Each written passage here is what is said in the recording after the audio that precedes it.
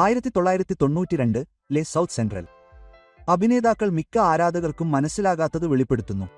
South central തിയേറ്ററുകളിലെത്തിയപ്പോൾ redemption ഗാങ്ങുകളെയും അതിജീവനത്തെയും കുറിച്ചുള്ള ശക്തമായ ഒരു കഥയാണ് തങ്ങൾ കാണുന്നതെന്ന് പ്രേക്ഷകർ കരുതി. മിക്ക ആളുകളും ഒരിക്കലും ചോദ്യം ചെയ്തില്ല, തെരുവുകൾ സ്ക്രീനിൽ നിന്ന് മാഞ്ഞുപോയതിനു ശേഷം അഭിനേതാക്കൾക്ക് എന്ത് സംഭവിച്ചു? ടൈപ്പ് കാസ്റ്റിംഗിലൂടെ രൂപപ്പെടുത്തിയ യഥാർത്ഥ ജീവിതങ്ങളും നിശബ്ദമായി മുന്നേറുമ്പോൾ ലാഭം നേടിയ ഒരു വ്യവസായവുമായിരുന്നു അസംസ്കൃത പ്രകടനങ്ങൾക്ക് പിന്നിൽ. ഇത് അപവാദത്തെയോ കിംവദന്തിയെയോ കുറിച്ചുള്ള കഥയല്ല, ഇത് സത്യത്തെക്കുറിച്ചാണ്. ഹോളിവുഡ് ഒരിക്കലും പരസ്യം ചെയ്യുന്നില്ല. ഞങ്ങളോടൊപ്പം നിൽക്കൂ, കാരണം നിങ്ങൾ കേൾക്കാൻ പോകുന്നത് ഈ സിനിമയെ നിങ്ങൾ എങ്ങനെ കാണുന്നു എന്നതിനെ എന്നേക്കുമായി മാറ്റിയേക്കാം. Legends of black excellence subscribe ചെയ്ത് അറിയിപ്പുകൾ ഓണാക്കുക. ഈ കഥകൾ ഓർമ്മിക്കപ്പെടേണ്ടതാണ്. Call Winston ലംബ്ലി. ഹോളിവുഡിലെ ഏറ്റവും ഉച്ചത്തിലുള്ള പേരായിരുന്നില്ല കാൾ വിൻസ്റ്റൺ ലംബ്ലി. എന്നിരുന്നാലും സൗത്ത് സെൻട്രലിന്റെ പല ആരാധകർക്കും പൂർണ്ണമായി മനസ്സിലാകാത്ത സഹിഷ്ണുത, അച്ചടക്കം, വൈകിയ അംഗീകാരം എന്നിവയെക്കുറിച്ച് അദ്ദേഹത്തിന്റെ കരിയർ ആഴത്തിലുള്ള ഒരു കഥ പറയുന്നു. 1951 ഓഗസ്റ്റ് 14 മിനസോട്ടയിലെ മിനിയാപോളിസിൽ ജനിച്ച ലംബ്ലി പ്രിവിലേജിലൂടെയോ കുറുക്കുവഴികളിലൂടെയോ വിനോദ വ്യവസായത്തിൽ എത്തിയില്ല. ഒരു പത്രപ്രവർത്തകനായാണ് അദ്ദേഹം തന്റെ പ്രൊഫഷണൽ ജീവിതം ആരംഭിച്ചത്. അദ്ദേഹത്തിന്റെ മൂർച്ചയുള്ള നിരീക്ഷണബോധത്തെയും വൈകാരിക സംയമന ഗുണങ്ങളെയും പിന്നീട് അദ്ദേഹത്തിന്റെ അഭിനയശൈലിയെ നിർവചിച്ച ഗുണങ്ങളെയും രൂപപ്പെടുത്തിയ പശ്ചാത്തലമായിരുന്നു അത്.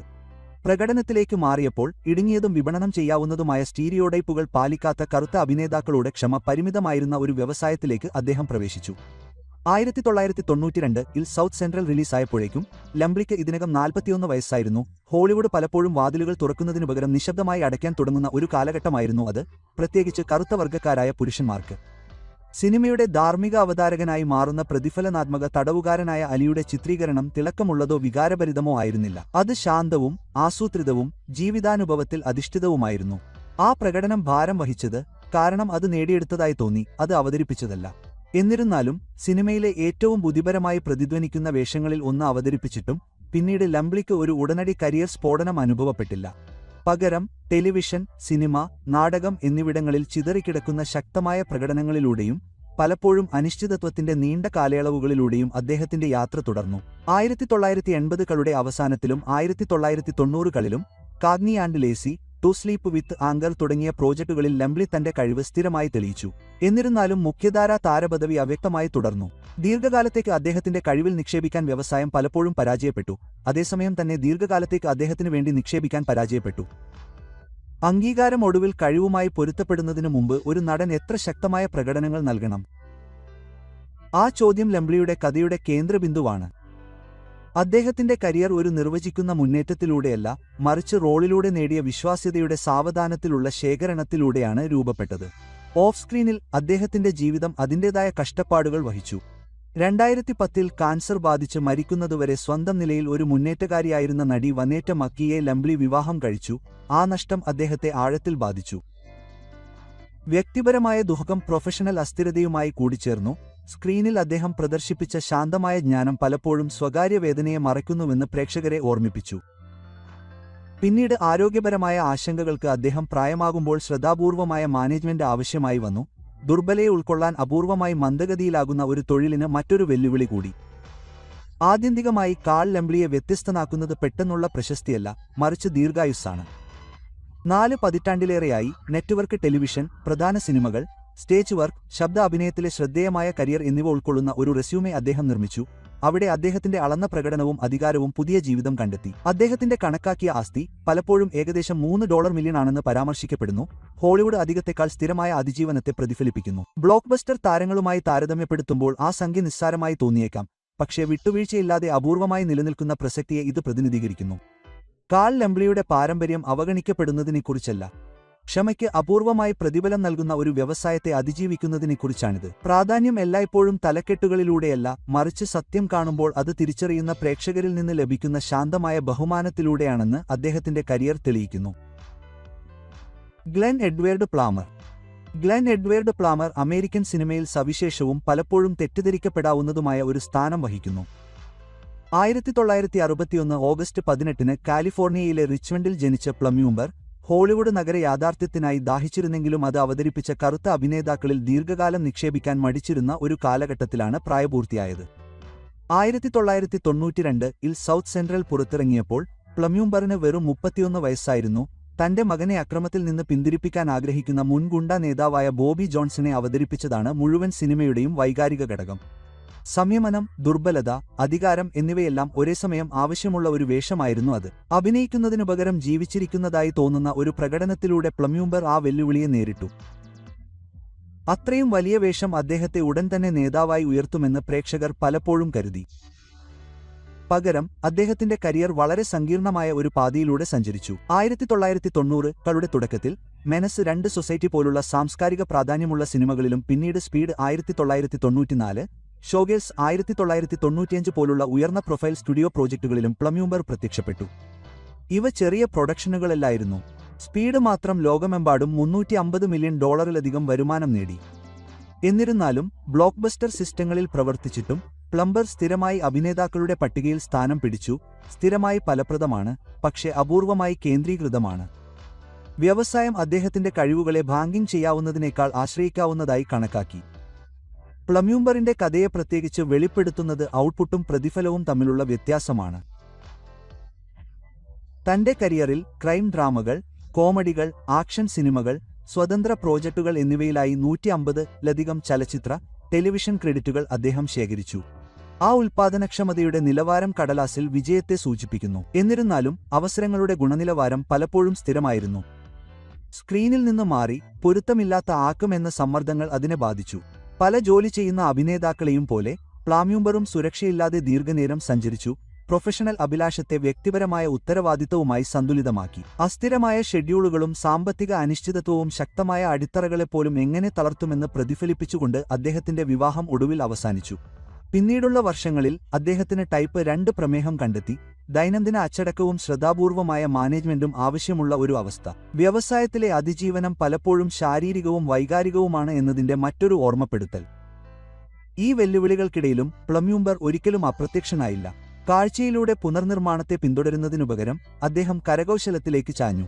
ഒരു കഥാപാത്രത്തിന് അതിശയോക്തിയേക്കാൾ വൈകാരിക അടിത്തറ ആവശ്യമുള്ളപ്പോൾ വിശ്വാസ്യത പ്രധാനമായപ്പോൾ സംവിധായകർ അദ്ദേഹത്തെ തുടർന്നും ആശ്രയിച്ചു. ഏകദേശം $2 മില്യൺ എന്ന് സാധാരണയായി പരാമർശിക്കപ്പെടുന്ന അദ്ദേഹത്തിന്റെ കണക്കാക്കിയ ആസ്തി പെട്ടെന്നുള്ള അപ്രതീക്ഷിത നേട്ടങ്ങളെയല്ല, പതിറ്റാണ്ടുകളുടെ സ്ഥിരമായ തൊഴിലിനെ പ്രതിഫലിപ്പിക്കുന്നു. ബ്ലോക്ക്ബസ്റ്റർ താരങ്ങളുമായി താരതമ്യപ്പെടുത്തുമ്പോൾ ഈ കണക്ക് എളിമയുള്ളതായി തോന്നാമെങ്കിലും അത് കൂടുതൽ യാഥാർത്ഥ്യബോധമുള്ള ഒന്നിനെ പ്രതിനിധീകരിക്കുന്നു. അമേരിക്കയിലെ ഏറ്റവും മത്സരാധിഷ്ഠിതമായ ഒരു വ്യവസായത്തിൽ തുടർച്ചയായി പ്രവർത്തിച്ച ഒരു പ്രൊഫഷണലിന്റെ വരുമാനം. മിക്ക ആരാധകർക്കും ഒരിക്കലും മനസ്സിലായിട്ടില്ലാത്ത കാര്യം ഗ്ലെൻ പ്ലാമറിന്റെ കരിയർ ഒരിക്കലും ഉജ്ജ്വലമായ ഉയർച്ചയെക്കുറിച്ചോ പൊതു തകർച്ചയെക്കുറിച്ചോ ആയിരുന്നില്ല എന്നതാണ്. അത് സഹിഷ്ണുതയെക്കുറിച്ചായിരുന്നു. അമേരിക്കൻ സിനിമയിലും ടെലിവിഷനിലും അദ്ദേഹം ഒരു ശാന്തനായ സ്ഥിരാംഗമായി മാറി. അദ്ദേഹത്തിന്റെ പേര് അറിയാത്തപ്പോൾ പോലും പ്രേക്ഷകർ അദ്ദേഹത്തെ തിരിച്ചറിഞ്ഞു. അദ്ദേഹത്തിന്റെ പാരമ്പര്യം നിർവചിച്ചിരിക്കുന്നത് നഷ്ടപ്പെട്ട താരപദവി കൊണ്ടല്ല, മറിച്ച് വിശ്വാസ്യത, സത്യസന്ധത, ശ്രദ്ധാകേന്ദ്രം ആവശ്യപ്പെടാതെ കഥകളെ ഒരുമിച്ച് നിർത്തുന്ന തരത്തിലുള്ള പ്രകടനങ്ങൾ എന്നിവയിലൂടെയാണ്. Lexie Darnell Bigham junior. Lexie Darnell Bigham junior 1990-കളുടെ തുടക്കത്തിലെ കറുത്ത സിനിമയുടെ ഏറ്റവും വേദനാജനകമായ വാട്ട് ഇഫ് കഥകളിൽ ഒന്നാണ്. 1968 ഓഗസ്റ്റ് 4-ന് ഇല്ലിനോയിസിൽ ജനിച്ച ബിഗം, നഗര അമേരിക്കയെക്കുറിച്ചുള്ള സിനിമകൾ ഒടുവിൽ അടിയന്തരയോടും യാഥാർത്ഥ്യബോധത്തോടും കൂടി നിർമ്മിക്കപ്പെടുന്ന ഒരു നിമിഷത്തിലാണ് ഹോളിവുഡിലേക്ക് പ്രവേശിച്ചത്. എന്നിരുന്നാലും അതേ നിമിഷം കറുത്ത വർഗ്ഗക്കാരായ യുവ അഭിനേതാക്കൾക്ക് ക്രൂരമായി ക്ഷമിക്കാൻ കഴിയാത്തതായിരുന്നു. അവസരങ്ങൾ നിലവിലുണ്ടായിരുന്നു, പക്ഷേ അവരെ പിടിച്ചെടുക്കാനുള്ള ജാലകം ഇടുങ്ങിയതും മത്സരപരവുമായിരുന്നു, പലപ്പോഴും മുന്നറിയിപ്പില്ലാതെ അടച്ചിരുന്നു. 1991-ൽ പുറത്തിറങ്ങിയ ബോയ്സ് ഇൻ ദി ഹുഡ് എന്ന ചിത്രത്തിലൂടെയാണ് ബിഗം ആദ്യമായി ശ്രദ്ധ നേടിയത്. ഹോളിവുഡ് നഗരജീവിതത്തെ എങ്ങനെ ചിത്രീകരിച്ചുവെന്ന് പുനർനിർവചിച്ച ഒരു നാഴികക്കല്ലായിരുന്നു അത്. ആ ബഹുമതി മാത്രമാണ് അമേരിക്കൻ സിനിമയുടെ അടുത്ത യുഗത്തെ രൂപപ്പെടുത്താൻ തയ്യാറായ ഒരു തലമുറയിലെ വളർന്നുവരുന്ന നടന്മാരിൽ അദ്ദേഹത്തെ ഉൾപ്പെടുത്തിയത്. 1992-ൽ സൗത്ത് സെൻട്രൽ പിന്തുടർന്നപ്പോൾ ബിഗം അവതരിപ്പിച്ച ബിയർ എന്ന അസ്ഥിരനും ആവേശഭരിതനുമായ ഒരു സംഘപരിവാർ പ്രവർത്തകന്റെ വേഷം അദ്ദേഹത്തിന്റെ കഴിവിന്റെ വ്യത്യസ്തമായ ഒരു വശം പ്രദർശിപ്പിച്ചു. അസംസ്കൃതമായ ശാരീരികതയും വൈകാരികമായ പ്രവചനാതീതയും അദ്ദേഹം സ്ക്രീനിലേക്ക് കൊണ്ടുവന്നു. അതിശയോക്തി കലർന്ന അക്രമം കൊണ്ടല്ല, മറിച്ച് അദ്ദേഹം എത്രത്തോളം യഥാർത്ഥമായി കാണപ്പെട്ടു എന്നതിന്റെ പേരിലാണ് കഥാപാത്രത്തെ അപകടകാരിയായി തോന്നിപ്പിച്ചത്. പ്രേക്ഷകർ പെട്ടെന്ന് പേര് തിരിച്ചറിഞ്ഞില്ലെങ്കിലും കാസ്റ്റിംഗ് സംവിധായകർ ശ്രദ്ധിക്കുന്ന തരത്തിലുള്ള പ്രകടനമായിരുന്നു അത്. സൗത്ത് സെൻട്രലിൽ വെറും 24 വയസ്സുള്ളപ്പോൾ ബിഗം ആക്കം കൂട്ടുന്നതായി തോന്നി. 1990-കളുടെ തുടക്കത്തിൽ അദ്ദേഹം ജോലി തുടർന്നു. ഗാങ് ഫിലിം ലേബലിനപ്പുറം സ്വയം സ്ഥാപിക്കാൻ ശ്രമിച്ചുകൊണ്ട് സിനിമയിലും ടെലിവിഷനിലും വേഷങ്ങൾ ചെയ്തു. എന്നാൽ ആ കാലഘട്ടത്തിൽ ഹോളിവുഡ് പരിമിതമായ പാതകൾ വാഗ്ദാനം ചെയ്തു. കറുത്ത വർഗ്ഗക്കാരായ യുവ അഭിനേതാക്കളെ പലപ്പോഴും ഒരേ ഇടുങ്ങിയ മാതൃകകളിലേക്ക് തള്ളിവിടുകയും അടുത്ത പുതിയ മുഖം മാറ്റിസ്ഥാപിക്കുന്നതിനു മുമ്പ് പരിധി പ്രകടിപ്പിക്കാൻ കുറച്ച് അവസരങ്ങൾ നൽകുകയും ചെയ്തു. കഴിവ് കൊണ്ടല്ല, സമയം പോയതിനാൽ എത്ര കരിയറുകളാണ് നിശബ്ദമായി സ്തംഭിച്ചത്? ആ ചോദ്യം ബിഗത്തിന്റെ കഥയിൽ തങ്ങി നിൽക്കുന്നു. നീണ്ട വികസന ചാപങ്ങളിൽ നിന്ന് പ്രയോജനം നേടുന്ന താരങ്ങളിൽ നിന്ന് വ്യത്യസ്തമായി ബിഗത്തിന് ഒരിക്കലും മന്ദഗതിയിലുള്ള വളർച്ചയുടെ ആഡംബരം ഉണ്ടായിരുന്നില്ല. ഓരോ ഓഡിഷനും വലിയ ഭാരം വഹിച്ചു. ഓരോ വേഷവും വിജയിക്കുന്നതിന് പുറം കൂടുതൽ ചെയ്യുമെന്ന് പ്രതീക്ഷിച്ചിരുന്നു. അതിന് തടസ്സങ്ങൾ തകർക്കേണ്ടി വന്നു. Boys in the hood, south central തുടങ്ങിയ സിനിമകളുടെ സാംസ്കാരിക സ്വാധീനത്തിൽ നിന്ന് സ്റ്റുഡിയോകൾ ലാഭം നേടിയെങ്കിലും അവയിലെ അഭിനേതാക്കൾ അസ്ഥിരമായ വരുമാനവും അനിശ്ചിതമായ ഭാവിയും നേരിട്ടു. ഇപ്പോഴും തന്റെ സ്ഥാനം കണ്ടെത്തുന്ന ഒരു യുവ നടന് സമ്മർദ്ദം വളരെ വലുതായിരുന്നു. 1995 ഡിസംബർ 17 ലോസ് ഏഞ്ചൽസിൽ ഒരു വാഹനാപകടത്തെ തുടർന്ന് ലെക്സി ബിഗം ജൂനിയർ മരിച്ചപ്പോൾ ആ സമ്മർദ്ദം ദാരുണമായി അപ്രസക്തമായി. അദ്ദേഹത്തിന് 27 വയസ്സ് മാത്രമേ ഉണ്ടായിരുന്നുള്ളൂ. മരണസമയത്ത് അദ്ദേഹത്തിന്റെ കണക്കാക്കിയ ആസ്തി വളരെ കുറവായിരുന്നു. പലപ്പോഴും അദ്ദേഹം ജീവസുറ്റതാക്കാൻ സഹായിച്ച സിനിമകളുടെ സാംസ്കാരിക മൂല്യവുമായി താരതമ്യം ചെയ്യുമ്പോൾ ഇത് ഒരു വലിയ കണക്കാണ്. പ്രേക്ഷകർക്ക് താൽപര്യം നഷ്ടപ്പെട്ടതിനാലോ കഴിവ് മങ്ങിയതിനാലോ അദ്ദേഹത്തിന്റെ കരിയർ അവസാനിച്ചില്ല. മുന്നറിയിപ്പില്ലാതെ ജീവിതം ഇടപെട്ടതിനാലാണ് അത് അവസാനിച്ചത്. ബിഗത്തിന്റെ കഥയെ പ്രത്യേകിച്ച് വേട്ടയാടുന്നത് അതിൽ അപകീർത്തിയോ തകർച്ചയോ ഇല്ല എന്നതാണ്. പൊതുജനങ്ങളുടെ വീഴ്ചയോ അമിതത്വമോ അഹങ്കാരമോ ഇല്ലായിരുന്നു. പകരം തടസ്സങ്ങളുണ്ടായിരുന്നു. അത് പൂർണ്ണമായും രൂപപ്പെടുന്നതിനു മുമ്പ് ഒരു പാത ചുരുക്കി. അദ്ദേഹത്തിന് പര്യവേക്ഷണം ചെയ്യാൻ കഴിയുമായിരുന്ന വിഭാഗങ്ങളിലേക്ക് അദ്ദേഹം വളർന്നിരിക്കാം. അദ്ദേഹത്തിന് മാത്രം അഭിനയിക്കാൻ കഴിയുമായിരുന്ന കഥാപാത്രങ്ങൾ ഒരു നിമിഷം കൊണ്ട് അപ്രത്യക്ഷമായി. ലെക്സി ഡാർനെൽ ബിഗം ജൂനിയറിന്റെ പാരമ്പര്യം അദ്ദേഹത്തിന്റെ റെസ്യൂമെയുടെ ദൈർഘ്യം കൊണ്ടല്ല, മറിച്ച് അതിന്റെ വാഗ്ദാനത്താലാണ് നിർവചിക്കപ്പെടുന്നത്. ഹോളിവുഡിലെ വിജയം എല്ലായ്പ്പോഴും കഴിവിനെയോ പരിശ്രമത്തെയോ കുറിച്ചല്ല എന്ന ഓർമ്മപ്പെടുത്തലായി അദ്ദേഹം നിലകൊള്ളുന്നു. ചിലപ്പോൾ അവസരം ലഭിക്കാൻ ആവശ്യമായ കാലം അതിജീവിക്കുന്നതിനെക്കുറിച്ചാണ് അത്. വോസലിൻ റെയ്നോൾഡ്സ്.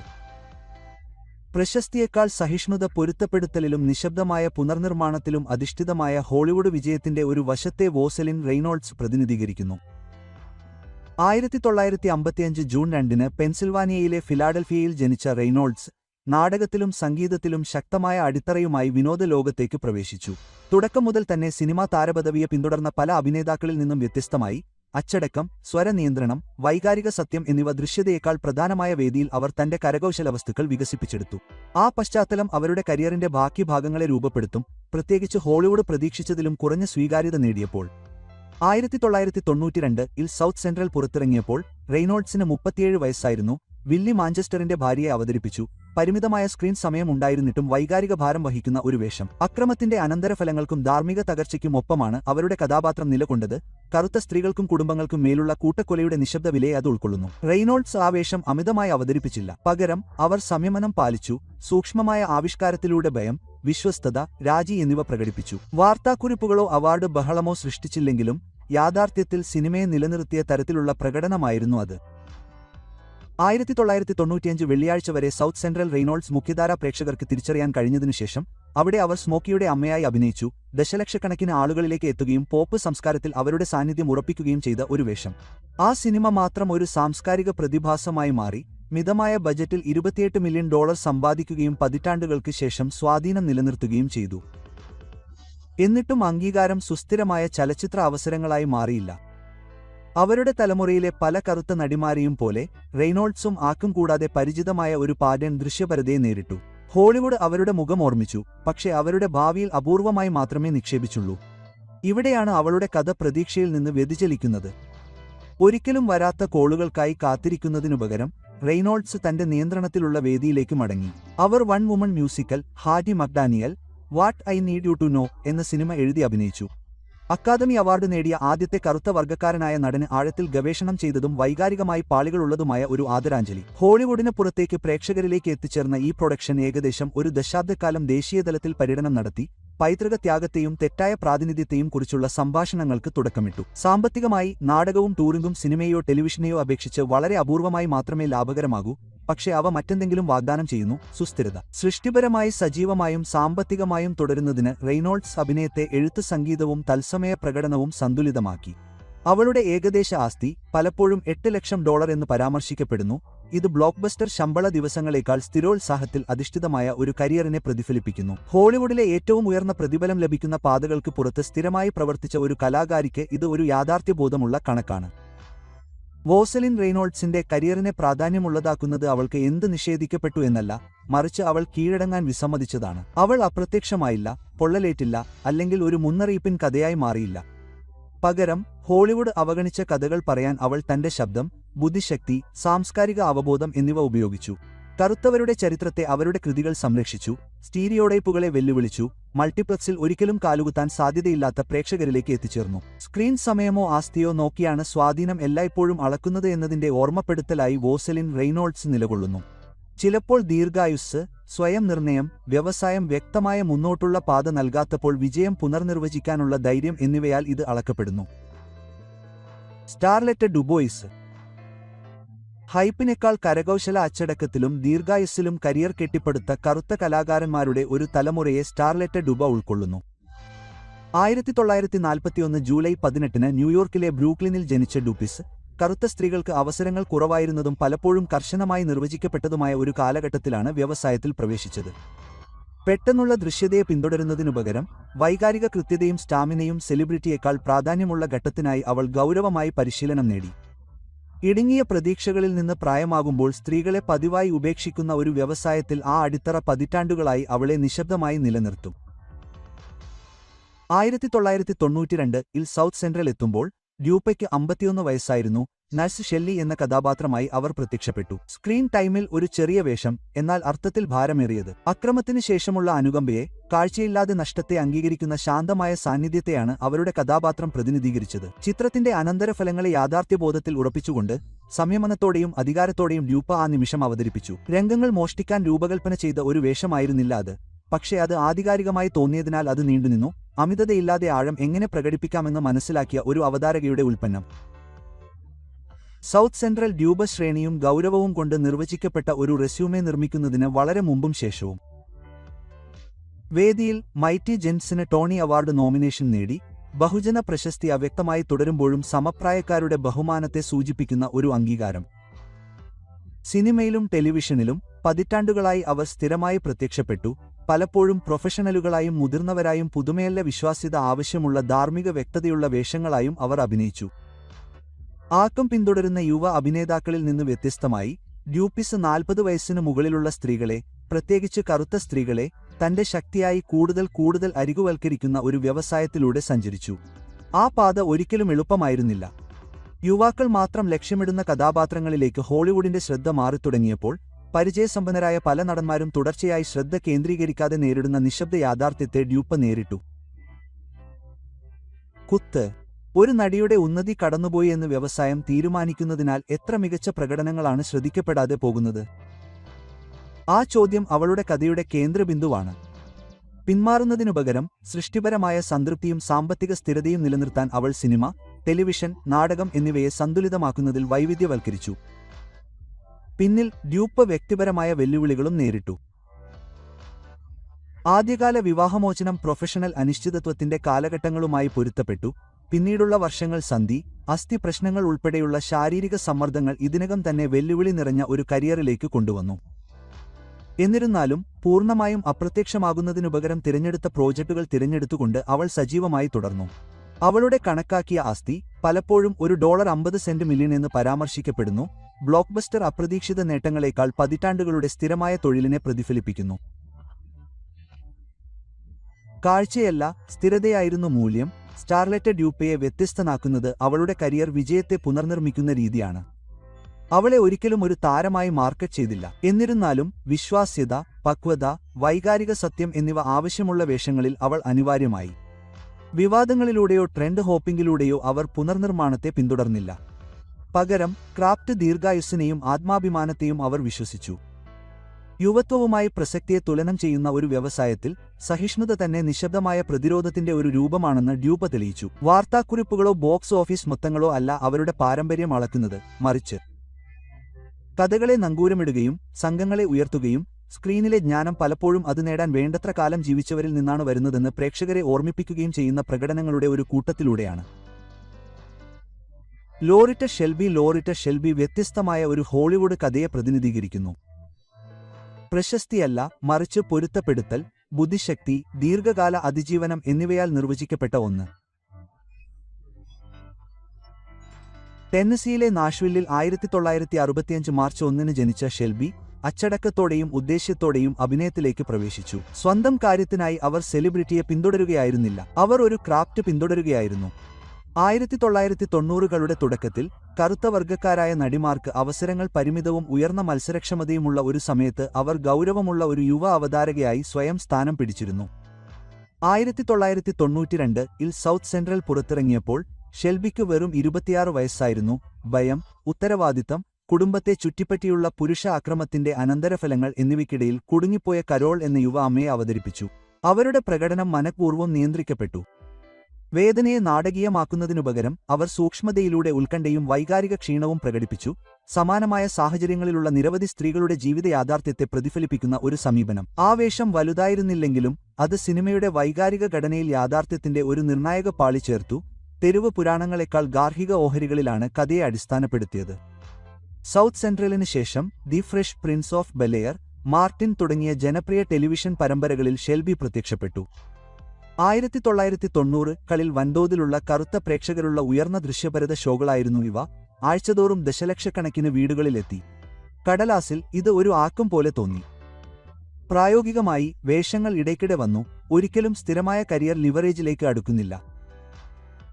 ആ കാലഘട്ടത്തിലെ പല കറുത്ത യുവ നടിമാരെയും പോലെ ഇടുങ്ങിയ വാണിജ്യരൂപത്തിന് അനുയോജ്യമല്ലാത്ത സ്ത്രീകളിൽ ദീർഘകാല നിക്ഷേപം നടത്തുന്ന ഒരു വ്യവസായത്തിലേക്ക് ഷെൽബി സ്വയം ആവർത്തിച്ച് വീണ്ടും പരിചയപ്പെടുത്തുന്നതായി കണ്ടെത്തി.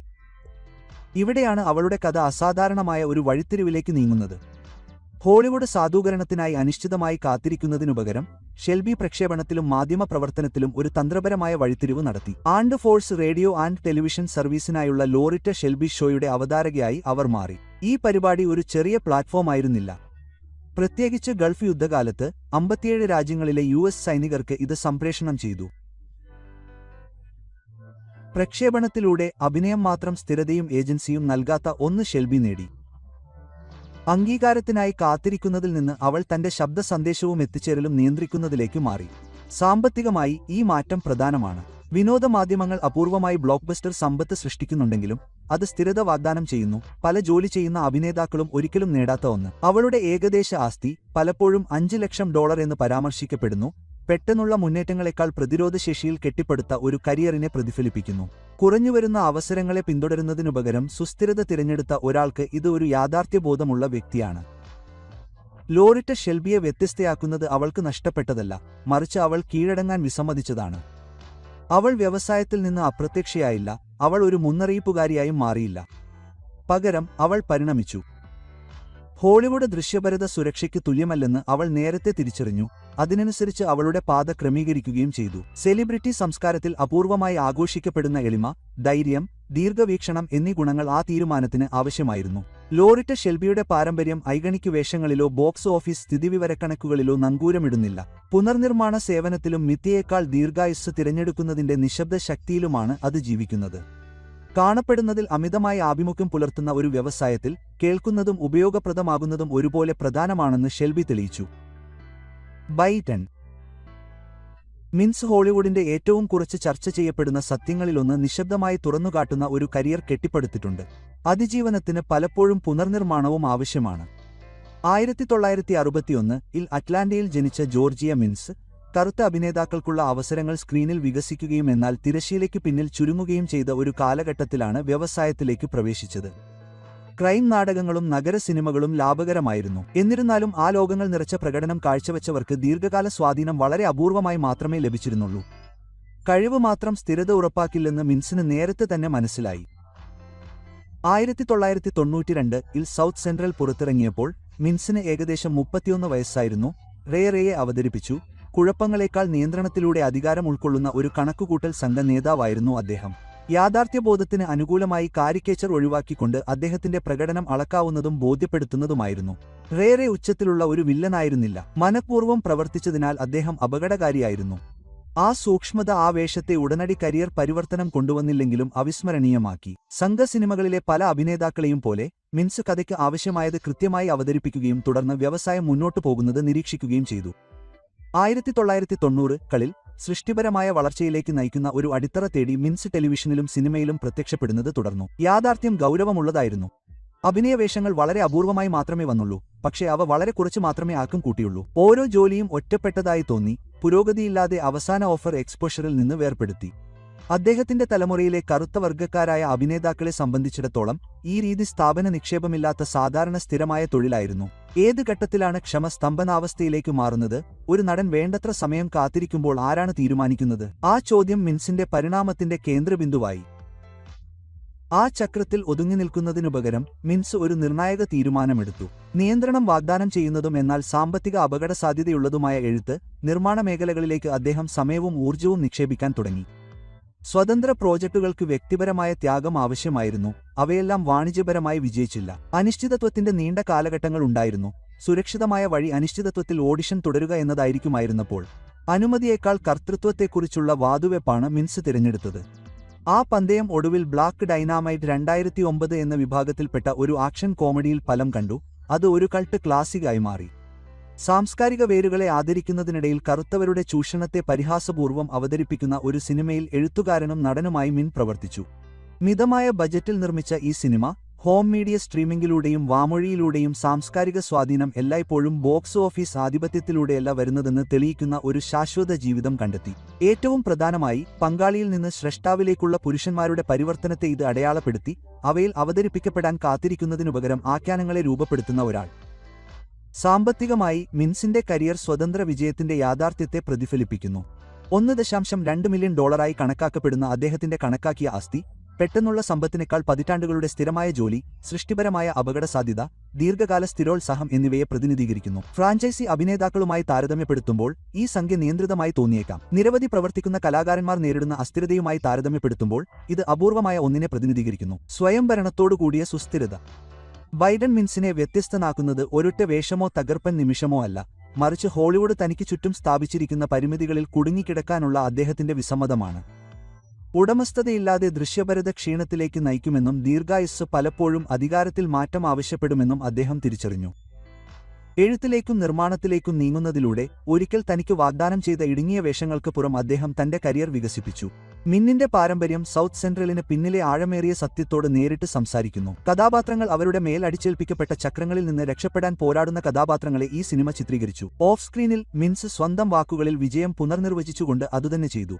അദ്ദേഹത്തിന്റെ കരിയർ ഒറ്റരാത്രി കൊണ്ട് നേടിയ വിജയത്തിന്റെ കഥയല്ല, മറിച്ച് തന്ത്രപരമായ സഹിഷ്ണുതയുടെയും സൃഷ്ടിപരമായ ധൈര്യത്തിന്റെയും ദീർഘവീക്ഷണത്തിന്റെയും കഥയാണ്. അനുമതിയിൽ അധിഷ്ഠിതമായ ഒരു വ്യവസായത്തിൽ ബൈഡൻ മിൻസ് രചയിതാവ് തിരഞ്ഞെടുത്തു. ആ തിരഞ്ഞെടുപ്പ് എല്ലാം മാറ്റിമറിച്ചു. Baldwin sister Sykes. Baldwin sister Sykes പരിചിതവും എന്നാൽ അപൂർവമായി ചർച്ച ചെയ്യപ്പെടുന്നതുമായ ഒരു ഹോളിവുഡ് യാഥാർത്ഥ്യത്തെ പ്രതിനിധീകരിക്കുന്നു. അത് ഒരിക്കലും ദീർഘകാല ലിവറേജായി മാറില്ല. 1963 ജൂലൈ 17 കാലിഫോർണിയയിൽ ജനിച്ച സൈക്സ് യുവ കറുത്ത പ്രതിഭകളെ ശ്രദ്ധയിൽപ്പെടുത്താൻ സ്റ്റുഡിയോകൾ തയ്യാറായ ഒരു ചെറിയ ജാലകത്തിലൂടെയാണ് വ്യവസായത്തിലേക്ക് പ്രവേശിച്ചത്. ആ പ്രതിഭ കർശനമായി നിർവചിക്കപ്പെട്ട വേഷങ്ങൾ പാലിക്കുന്നിടത്തോളം 1990കളുടെ തുടക്കത്തിൽ തന്നെ വിശ്വാസ്യത രൂപപ്പെട്ടു വരികയും കരിയറിനെ ചുറ്റിപ്പറ്റിയുള്ള പ്രതീക്ഷകൾ വേഗത്തിൽ വളരുകയും ചെയ്തു. അമേരിക്കൻ സിനിമയെ പുനർനിർമ്മിക്കുകയും ഒരു സാംസ്കാരിക നാഴികക്കല്ലായി മാറുകയും ചെയ്ത 1991 ബോയ്സ് ഇൻ ദി ഹുഡ് എന്ന ചിത്രത്തിലൂടെ സൈക്സ് ആദ്യകാലങ്ങളിൽ തന്നെ ശ്രദ്ധേയനായി. ഈ പദ്ധതി കലാപരമായി വിജയിച്ചില്ല. ബോക്സ് ഓഫീസിൽ അത് മികച്ച പ്രകടനം കാഴ്ചവെക്കുകയും ഒരു തലമുറയിലെ ചലച്ചിത്ര നിർമ്മാതാക്കളെ സ്വാധീനിക്കുകയും ചെയ്തു. ഉൾപ്പെട്ട യുവ അഭിനേതാക്കളെ സംബന്ധിച്ചിടത്തോളം അത് വിപുലീകൃത അവസരങ്ങളിലേക്കുള്ള ഒരു കവാടമായി തോന്നി. 1992 സൗത്ത് സെൻട്രൽ പിന്തുടർന്നപ്പോൾ അഭിലാഷത്തേക്കാൾ വിശ്വസ്തതയും സമ്മർദ്ദവും കൊണ്ട് നിർവചിക്കപ്പെട്ട ഒരു തെരുവ് നിർവഹകനായ കെൻ ഡോഗ് ആയി സൈക്സ് പ്രത്യക്ഷപ്പെട്ടു. അദ്ദേഹത്തിന്റെ പ്രകടനം സംയമനം പാലിച്ചു, യാഥാർത്ഥ്യബോധമുള്ളതും അടിസ്ഥാനപരവുമായിരുന്നു. അദ്ദേഹം ഭീഷണിയെ അമിതമായി അവതരിപ്പിച്ചില്ല, പകരം തന്നേക്കാൾ വലിയ സംവിധാനങ്ങൾക്കുള്ളിൽ കുടുങ്ങിക്കിടക്കുന്ന ഒരാളുടെ ക്ഷീണം വെളിപ്പെടുത്തി. ആ സമയത്ത് സൈക്സിന് 29 വയസ്സ് മാത്രമേ ഉണ്ടായിരുന്നുള്ളൂ. പുറത്തുനിന്ന് നോക്കുമ്പോൾ അദ്ദേഹത്തിന്റെ പാത പ്രതീക്ഷ നൽകുന്നതായി തോന്നി. ഒരു വർഷത്തിനുള്ളിൽ അദ്ദേഹം 2 പ്രധാന നഗര നാടകങ്ങളിൽ അഭിനയിച്ചു. പല അഭിനേതാക്കളും ഒരിക്കലും നേടാത്ത തരത്തിലുള്ള എക്സ്പോഷർ. എന്നിട്ടും ഈ ദൃശ്യപരതയുടെ ഏകാഗ്രത ഒരു മറഞ്ഞിരിക്കുന്ന ചെലവ് വഹിച്ചു.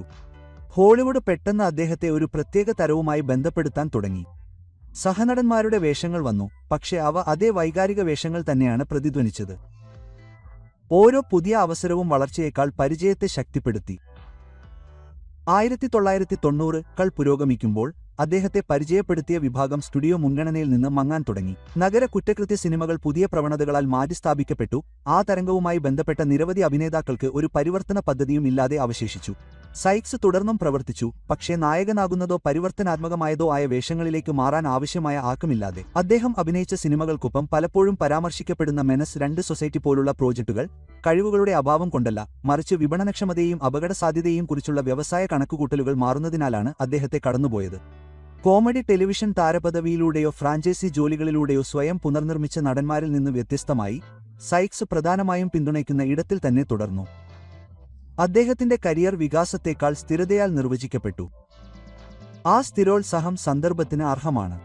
ഹോളിവുഡിൽ ഒരിക്കലും തകർക്കാതെ സ്ഥിരമായി പ്രവർത്തിക്കുന്നതിന് ഇപ്പോഴും പൊരുത്തപ്പെടുത്തൽ, അച്ചടക്കം, പ്രതിരോധശേഷി എന്നിവ ആവശ്യമാണ്, പ്രത്യേകിച്ച് പരിമിതമായ ദീർഘകാല നിക്ഷേപമുള്ള ഒരു വ്യവസായത്തിൽ സഞ്ചരിക്കുന്ന കറുത്ത അഭിനേതാക്കൾക്ക്. സാമ്പത്തിക സുരക്ഷ അവ്യക്തമായി തുടർന്നു. അദ്ദേഹത്തിന്റെ കണക്കാക്കിയ ആസ്തി പലപ്പോഴും $6 ലക്ഷം എന്ന് പരാമർശിക്കപ്പെടുന്നു. ബ്ലോക്ക്ബസ്റ്റർ നഷ്ടപരിഹാരമോ അവശിഷ്ടമായ അപ്രതീക്ഷിത നേട്ടങ്ങളോ ഇല്ലാതെ പതിറ്റാണ്ടുകളുടെ തൊഴിൽ പ്രതിഫലിപ്പിക്കുന്നു. സൈക്സിന്റെ കഥയെ ശ്രദ്ധേയമാക്കുന്നത് നിരാശയല്ല, യാഥാർത്ഥ്യബോധമാണ്. അദ്ദേഹം അപ്രത്യക്ഷനായില്ല, പൊട്ടിത്തെറിച്ചില്ല, ഒരു മുന്നറിയിപ്പ് തലക്കെട്ടായി മാറിയില്ല. അദ്ദേഹം തുടർന്നും പ്രവർത്തിച്ചു, ഓഡിഷനുകളിലും പ്രോജക്റ്റുകളിലും മിക്ക അഭിനയ ജീവിതങ്ങളെയും നിർവചിക്കുന്ന നിശബ്ദമായ പുനർക്രമീകരണത്തിലും ഏർപ്പെട്ടു. സ്വാധീനമുള്ള സിനിമകളിൽ പ്രത്യക്ഷപ്പെടുന്നത് ഉയർന്ന ചലനം ഉറപ്പു നൽകുന്നില്ലെന്ന് പല ആരാധകരും അവഗണിക്കുന്ന ഒരു കടുത്ത സത്യത്തെ അദ്ദേഹത്തിന്റെ അനുഭവം അടിവരയിടുന്നു. സാംസ്കാരിക സ്വാധീനവും വ്യക്തിപരമായ സ്ഥിരതയും തുല്യമായി വിതരണം ചെയ്യപ്പെടുന്നില്ല. Baldwin sister. സൈക്സിന്റെ പാരമ്പര്യം സൗത്ത് സെൻട്രലിന് പിന്നിലെ വിശാലമായ സത്യത്തിലാണ്. നല്ല ഉദ്ദേശ്യങ്ങളോടെ പോലും രക്ഷപ്പെടാൻ പ്രയാസമുള്ള ചക്രങ്ങൾ ഈ സിനിമ പര്യവേക്ഷണം ചെയ്തു. ഓഫ് സ്ക്രീനിൽ സൈക്സിന് സമാനമായ ഒരു വെല്ലുവിളി നേരിടേണ്ടിവന്നു. വ്യവസായം നിങ്ങളെ അതേ രീതിയിൽ കാണണമെന്ന് നിർബന്ധിക്കുമ്പോൾ എങ്ങനെ മുന്നോട്ടു പോകാം? കാഴ്ചയില്ലാത്ത സഹിഷ്ണുത പ്രൊഫഷണലിസത്തിലെ അന്തസ്സും അതിന്റെ പ്രതിഫലം കൊയ്യാതെ ഒരു യുഗത്തെ നിർവചിക്കാൻ സഹായിച്ച അഭിനേതാക്കളുടെ അപ്രശസ്ത യാഥാർത്ഥ്യവും അദ്ദേഹത്തിന്റെ കരിയർ പ്രതിഫലിപ്പിക്കുന്നു. പതിറ്റാണ്ടുകൾക്ക് ശേഷം സൗത്ത് സെൻട്രൽ വീണ്ടും സന്ദർശിക്കുന്ന പ്രേക്ഷകർക്ക് സ്ക്രീനിലെ ആധികാരികത പലപ്പോഴും സംയമനം, വിട്ടുവീഴ്ച, സ്ഥിരോത്സാഹം എന്നിവയാൽ സ്വന്തം യാത്രകൾ രൂപപ്പെടുത്തുന്ന കലാകാരന്മാരിൽ നിന്നാണ് വരുന്നതെന്ന് ഓർമ്മിപ്പിക്കുന്നു. അദ്ദേഹത്തിന്റെ കഥ എന്തായിരിക്കാം എന്നതിനെക്കുറിച്ചല്ല, മറിച്ച് അംഗീകാരം ഒരിക്കലും പൂർണ്ണമായി ലഭിക്കാത്തപ്പോൾ തുടരാൻ എന്താണ് വേണ്ടത് എന്നതിനെക്കുറിച്ചാണ്. സൗത്ത് സെൻട്രൽ പ്രേക്ഷകരെ ഞെട്ടിച്ചിട്ട് 30 വർഷത്തിലേറെയായിട്ടും അതിലെ അഭിനേതാക്കൾ ഇന്നും അസ്വസ്ഥതയുണ്ടാക്കുന്ന ഒരു ആഴമേറിയ കഥ പറയുന്നു. അമേരിക്കൻ സിനിമയുടെ ഒരു കാലഘട്ടത്തെ നിർവചിക്കാൻ സഹായിച്ച ആധികാരികത ഈ അഭിനേതാക്കൾ അവതരിപ്പിച്ചു. എന്നിരുന്നാലും മിക്കവർക്കും അവരുടെ സൃഷ്ടികൾക്ക് അർഹമായ സാമ്പത്തിക സുരക്ഷാ, വ്യവസായ ശക്തിയോ ദീർഘകാല അംഗീകാരമോ ലഭിച്ചില്ല. അവരുടെ കരിയർ ഒരു കടുത്ത സത്യം തുറന്നുകാട്ടുന്നു.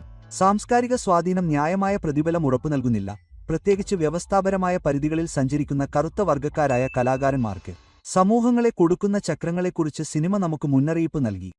എന്നാൽ ഹോളിവുഡ് അതിനെ അവിസ്മരണീയമാക്കിയ ആളുകൾക്ക് വ്യത്യസ്തമായ ഒരു ചക്രം സൃഷ്ടിച്ചു. അപ്പോൾ ലെജൻഡ്സ് ഓഫ് ബ്ലാക്ക് എക്സലൻസ് പ്രേക്ഷകർക്കുള്ള യഥാർത്ഥ ചോദ്യം ഇതാ: ഈ പ്രതിരോധശേഷി ഇപ്പോഴും മാറാത്ത ഒരു വ്യവസായത്തിന്റെ വിജയമോ തെളിവോ ആയിരുന്നോ?